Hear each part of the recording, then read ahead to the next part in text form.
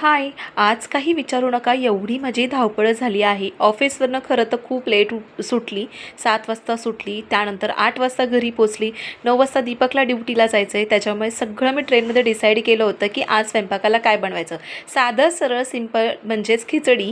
आणि जाताना म्हटली राजमा घेऊया, म्हणजे खिचडीच्या ऐवजी म्हणजे डाळ टाकायच्या ऐवजी आपण हे ओले राजमा टाकू शकतो. तर असं केलं. थोडेसे बटाटे वगैरे, घरातले सगळे मसाले असं करून ही काही जो काही भात होता ना तो मी करायला सुरुवात केली होती. आणि एवढी घाई का करते, कारण दीपकलासुद्धा जायचं होतं आणि उद्या आमच्या घरी ना फॅमिली गेट टुगेदर आहे. त्याच्यामुळेच ना ही घाई गडबड माझी चालू होती.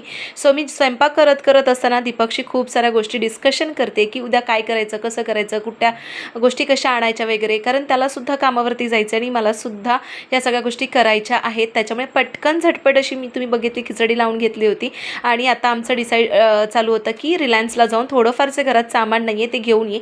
आता खूप सारी माणसं येणार, म्हणजे जवळपास 20-25 लोकं येणार. तर आपल्या घरामध्ये अगाऊ असं सामान पाहिजे. मग त्याच्यासाठीच गेली. कुकरच्या 3 शिट्ट्या केल्या आणि मग रिलायन्समध्ये गेली. आणि रिलायन्समध्ये तांदूळ, अजून बऱ्याच अशा गोष्टी, कारण स्वयंपाक पूर्ण मी घरीच बनवणार होती. तर गेली आणि पटापट आवरून घेतलं, कारण मी सुद्धा प्रचंड थकली होती.